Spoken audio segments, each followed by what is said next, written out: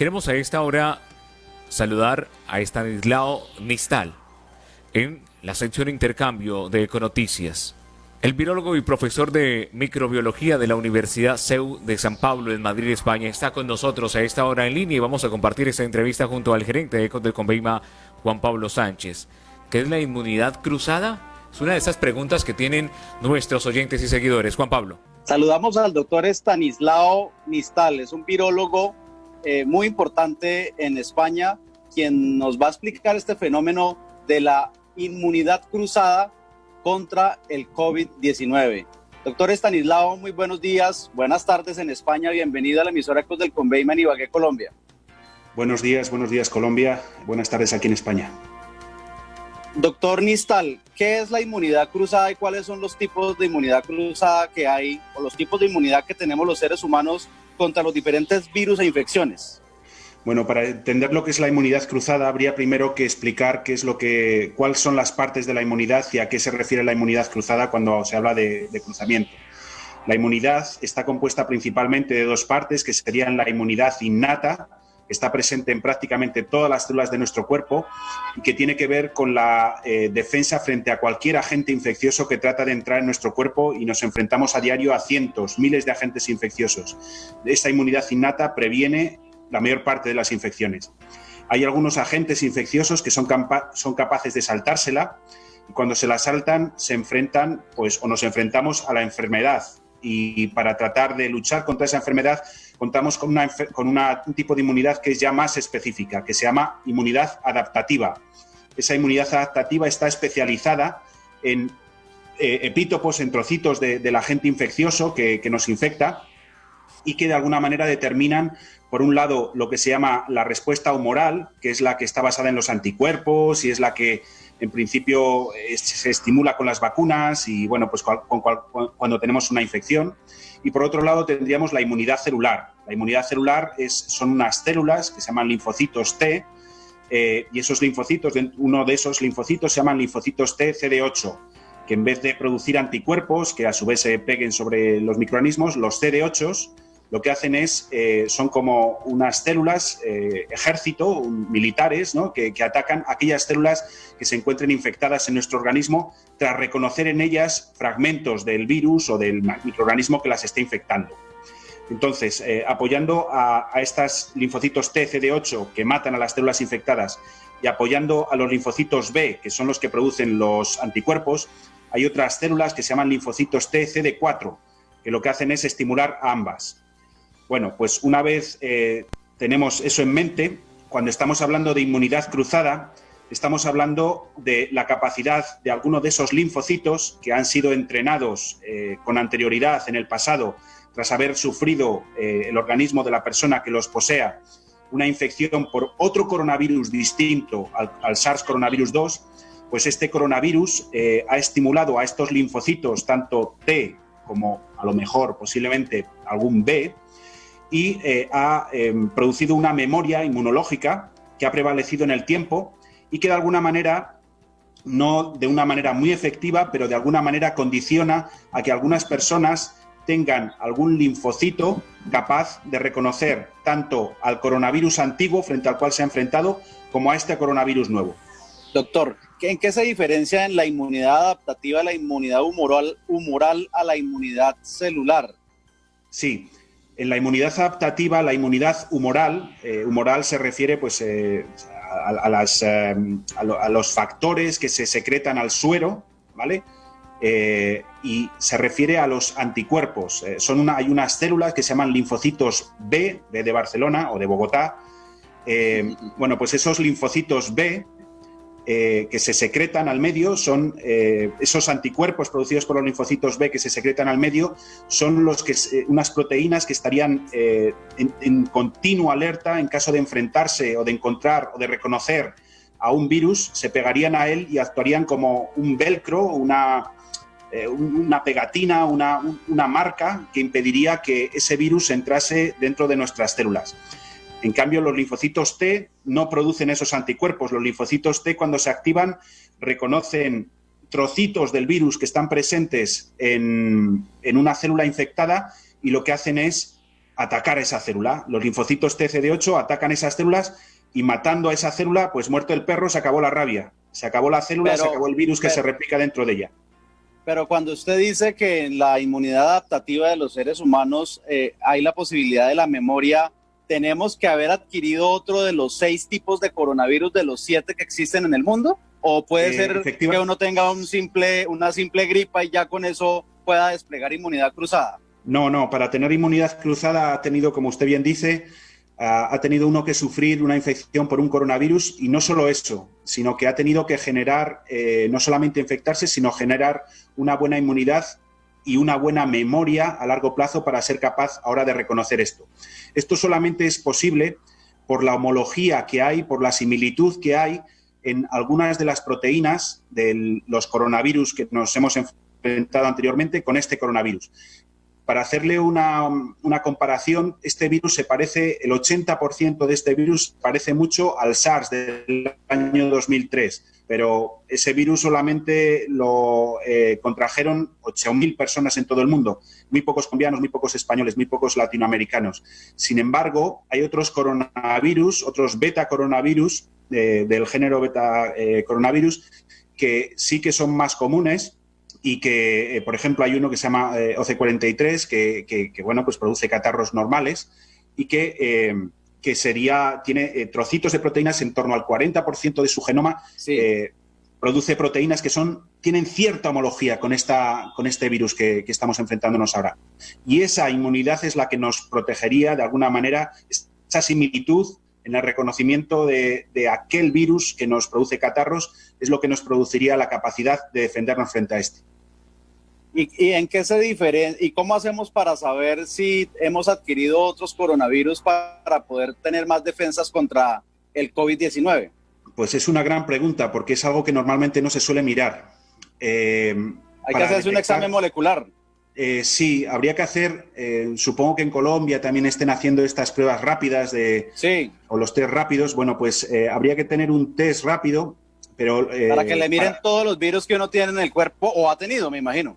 Efectivamente, pero eso los virus no los vas a ver. Lo que vas a ver sería la huella de que ese virus ha estado en tu cuerpo. Y eso se consigue viendo si tienes anticuerpos frente a ese virus. Pero la cosa se complica mucho más, porque en el suero lo que no va a encontrar son, con estos ensayos, con estos test rápidos, solamente se detectan anticuerpos. Para hacer un test que determinase si tiene linfocitos T frente al virus, habría que hacer otro ensayo distinto. Estos que nos están haciendo ahora no valen, ¿vale? Y de la misma manera, estos test rápidos que hay unas máquinas moleculares, ¿no? La Torch, creo que la Torch 2 hace ese examen, ¿no? Bueno, para hacer este ensayo, para ver si tuviera linfocitos T reactivos, lo que habría que hacer es coger sangre del paciente, ¿sí?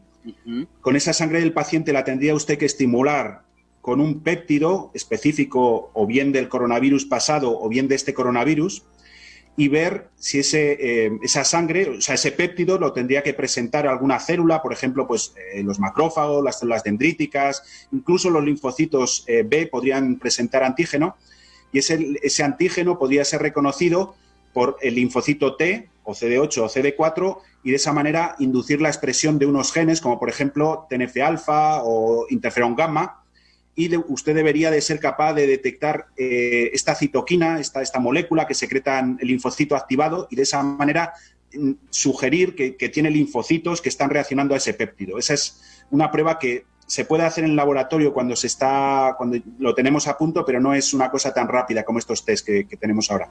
Con el TORCH tampoco, o sea, habría que estimular específicamente a los linfocitos con un péptido específico. Entiendo que usted verificó que esta teoría, que entiendo también la está desarrollando otra universidad, son ciertas, y que son estudios que vienen de unas muestras de personas que tuvieron otros coronavirus. Sí, este estudio, el primer estudio así relevante que se ha publicado en este sentido, es uno que salió hace ya unas cuantas semanas en la revista Cell, en el cual usan unas muestras de unos pacientes, la sangre de unos pacientes que se mantuvo conservada desde los años 2015 al 2018, y en las muestras de estos pacientes que evidentemente no habían pasado el SARS coronavirus 2, se analizó la capacidad no solamente de responder frente a los antiguos coronavirus mediante estos ensayos que le estoy usted comentando, sino también la capacidad de responder al SARS coronavirus 2. Y lo que vieron es que en torno al, dependiendo de lo que estuvieran mirando, si miraban activación de linfocitos TCD4 o linfocitos TCD8, pues veían en torno al 30-40% de los pacientes que tenían reactividad, o sea, que tenían linfocitos reactivos frente al SARS coronavirus 2, independientemente de que lo hubieran sufrido. Instituto de Inmunología de La Joya en California. Y en su universidad han acogido este estudio. ¿Y qué piensan hacer con ello en España? Bueno, a ver, hay distintas ideas. Una de ellas sería, por ejemplo, determinar la seroprevalencia o sea, la capacidad que tenemos de detectar en sangre qué personas han sufrido otros coronavirus, no analizando los linfocitos T, en este caso, con este ensayo que le estaba comentando, sino simplemente detectando a ver si hubiera cuánta población o qué porcentaje de la población o cuántos anticuerpos había frente a estos coronavirus pasados. Y de alguna manera tener la idea de que o hacer la extrapolación de que si tenemos estos anticuerpos frente a estos coronavirus pasados, asumir que la persona no solamente tiene linfocitos B que produzcan estos anticuerpos, sino que también tendrían linfocitos T, al menos CD4, que son imprescindibles para producir inmunoglobulina G. Esa sería una prueba, y la otra sería tratar de conseguir sangre de los pacientes que ahora mismo se están infectando y ver no solamente a través de estos test rápidos si tienen anticuerpos frente a la proteína S del SARS coronavirus 2, sino también si tuvieran linfocitos T, que es una parte que no se está estudiando, pero me parece fundamental. De manera empírica es muy difícil saber si uno se la pasa con gripa o ha tenido muchos tipos de gripa, catarros, como lo dice usted, uno pueda intuir o inferir que de pronto pueda ser resistente al COVID. Pues mire, es una buena pregunta también, porque una de las cosas que estamos intentando desarrollar, a falta de tener pruebas rápidas para discernir entre uno y otro, lo que queremos tener es algún test, por lo menos al paciente, ser capaz de preguntarle una serie de síntomas, en torno a 25 síntomas, y a raíz de los síntomas, de la multifactorialidad que tenga esos síntomas, de qué factores tenga, porque muchas veces no son los mismos, y no son los mismos ni para el mismo virus en una misma familia, ¿no? Entonces, lo que nos gustaría saber es, a partir de una serie de preguntas, qué probabilidad o indicarle al paciente que podría tener coronavirus, o que podría tener gripe, o que podría tener otros virus respiratorios como los coronavirus circulantes, o el adenovirus, o rinovirus, o para influenza, o el virus respiratorio sincitial, que todos ellos son virus respiratorios y que pueden coincidir en el tiempo, en la época del invierno, en la población. ¿En qué se diferencia una simple gripa, resfriado, al virus de la influenza y el COVID-19? Pues mire, por ejemplo, unos síntomas típicos del resfriado, pues es la típica nariz que gotea, el típico malestar, ¿no?, que no estamos a tope, los estornudos, cuando hay algún síntoma más, pero bueno, esos podrían ser unos muy claros. No solo haber una fiebre muy alta, en comparación cuando tenemos gripe, la gripe sí que suele dar fiebre, sí que suele postrarnos en la cama, tenemos falta de apetito, tenemos dolor muscular, no solemos tener, aunque hay algún estornudo, son más esporádicos que en el caso de los rinovirus. Y, por ejemplo, si lo comparásemos con el SARS coronavirus 2, con el que tenemos ahora, o el COVID, la enfermedad de la COVID, lo que tenemos son pues los síntomas de, por ejemplo, pérdida de olfato, de gusto, diarrea. El paciente tiene una tos recurrente y seca, en comparación con la gripe, que no da una tos tan seca, produce más mucosidad, produce flemas, por ejemplo, a veces. Bueno, pues son síntomas muy sutiles que no se dan en todas las personas, pero nos permitirían hacernos una idea de por dónde van los tiros. Pero nos ilustra mucho de manera pedagógica, porque pues las personas del común no solemos diferenciar, a veces incluso uno siente un malestar, o las personas van tomando antibióticos y resulta que es diferente una bacteria a un virus. Los virus se tienen que dejar ir y se pueden mitigar, diferente a cuando son infecciones bacterianas, ¿no? Sí, pero también es una cosa muy curiosa. De hecho, es una de las cosas que yo ahora mismo estamos trabajando en nuestro laboratorio. Una de las grandes riesgos de las personas mayores cuando adquieren la gripe, cuando se infectan con el virus de la gripe, es que desarrollen posteriormente una neumonía bacteriana. La causa de fallecimiento de las personas mayores muchas veces cuando llegan al hospital con gripe es una neumonía asociada. Después de pasar la gripe o junto con el tránsito de la enfermedad de la gripe, aparece una infección, una neumonía causada por una bacteria, que en este caso es el neumococo, aunque pueden ser otras, como por ejemplo el Staphylococcus aureus o el Haemophilus influenza, que son bacterias muchas veces, bueno, estas tres en concreto, son habitantes normales de nuestra microbiota, son bacterias que pueden vivir en nuestra piel o pueden vivir en nuestra boca de manera normal, que cuando una persona mayor que ya tiene una cierta debilidad adquiere la gripe, estas bacterias se aprovechan, son oportunistas y le pueden producir esta neumonía. Entonces, muchas veces se critica por qué se recomienda antibiótico a una persona, por ejemplo, así que está teniendo una gripe. Bueno, pues muchas veces ese antibiótico, de manera consciente o inconsciente, lo que hace es prevenir esa infección secundaria y el agravamiento del paciente y la muerte. Que en España, por ejemplo, muchas de las muertes, la mayor parte de las muertes asociadas a gripe no son directamente causadas por la gripe, sino por esa coinfección, gripe más bacteria. La diferencia, por supuesto, a lo que me dice el doctor Estanislao Nistal es que obviamente esto es medicado, no son las personas automedicándose. No, por supuesto. De entrada sí, que tienen una infección bacteriana cuando tienen es un virus. Claro, eso es. Sí, no, todas estos tratamientos tienen que ir bajo consulta médica y de una manera bien vigilada. Bueno, por último, ¿a cuál vacuna contra el COVID-19 le tiene más fe? ¿A la de la China, la de Alemania, la de Oxford o las dos de Estados Unidos? Bueno, pues... ¿Y para cuándo? Una de las cosas que se están incidiendo demasiado desde mi punto de vista es la rapidez. Y una de las cosas que me parecen fundamentales de las vacunas es hacer las cosas bien. Ya sé que cuando uno está teniendo tantas muertes es imperioso sacar la vacuna rápido, pero también es imperioso ver la seguridad y ver, sobre todo, la eficacia. También es cierto que muchas veces la eficacia nos valdría con una pequeña eficacia para prevenir muchas muertes, pero todo el gasto y todo el esfuerzo que se está haciendo, en algunos casos, puede ir mal encaminado si no tenemos esas tres patas presentes al mismo tiempo. Es bueno tener algo que no sea tóxico, es bueno tener algo, evidentemente, que sea eficiente, y si es rápido, pues todavía mejor. Pero la seguridad es un aspecto muy importante. Entonces, en este sentido, la vacuna de Moderna, esta que están desde los Estados Unidos tratando de potenciar, en comparación con la China, que es la primera que han salido publicadas, los datos chinos son muy fuertes, son muy buenos y muy fuertes. Es un virus basado en es una vacuna basada en un adenovirus recombinante y los datos que han presentado son muy buenos. En comparación con la de Estados Unidos, que puede que tenga unos datos muy buenos, no los han publicado con la misma fuerza.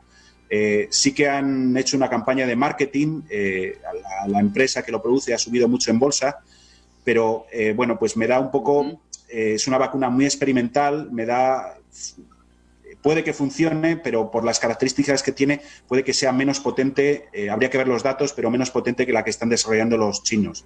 Por otro lado, hay otras iniciativas aquí. ¿Sí? ¿Y la de Oxford? Sí, en Europa hay varias. En Europa, incluso en España, hay dos iniciativas muy buenas. Son estrategias también, todas ellas muy interesantes, todas basadas, o muchas de ellas basadas en virus recombinantes, usando muchas veces virus que se están ya probando o usando para otras vacunas y en principio deberían todas de funcionar. Ahí el tema es si todas esas vacunas pueden ir a las mismas personas, niños de edad media o ancianos, cuál es la dosis para tener una buena protección. Pues son todas esas cosas, hay que probarlas en pacientes. Y ahora mismo, por ejemplo, en Europa, es uno de los grandes problemas con los que se va a encontrar esta vacuna de Oxford, es prácticamente, en Inglaterra todavía van quedando, pero hay ya muy pocos pacientes. En España hay poquísimos, en Italia ya muy pocos también. Entonces, ¿dónde vas a probar la eficacia de esa vacuna? Pues habrá que recurrir a algún país, pues como tristemente lo que está pasando ahora en América Latina, o en Brasil, o en Chile, o en el Ecuador. En Colombia ya he visto que llegan menos casos, o hay menos casos en comparativa, pero pues tendrán que recurrir a lugares donde esté ahora mismo ocurriendo la COVID y probarla, porque de otra manera no se va a poder probar si es eficaz o no. Pues doctor Estanislao Nistal, virólogo y profesor de microbiología de la Universidad CEU San Pablo en Madrid, España, muchas gracias por estar hoy en la sección Intercambio Internacional de Ecos del Conveyman Ibagué, Tolima, Colombia. Usted es muy amable por ilustrar a los oyentes colombianos y colombianos en el mundo que escuchan y ven hasta ahora nuestra estación radial. Pues muchas gracias y mucho ánimo a todos y a todas. Un gran abrazo, muy buenas tardes. Buenas tardes. Ahí lo tiene Julio Montiel, el doctor Estanislao Nistal habla de la inmunidad cruzada y ese puede ser el fenómeno que explica por qué hay tantas personas que pueden contraer el coronavirus y ni se dan cuenta. Claro, porque ya han generado anticuerpos con otros tipos de COVID. Hay personas afortunadas, ¿no? Sí. Hay personas afortunadas. Sí, que ya... Ese es el tema de hoy en Intercambio. Sí, que ya se ha generado ese anticuerpo por la presencia de otros tipos de coronavirus y eso a su vez, pues hoy en día defiende, llamémoslo, en esa lucha contra el virus para evitar que nos afecte con tanta contundencia como a otros que lamentablemente han perdido la vida o que han llegado a alguna UCI.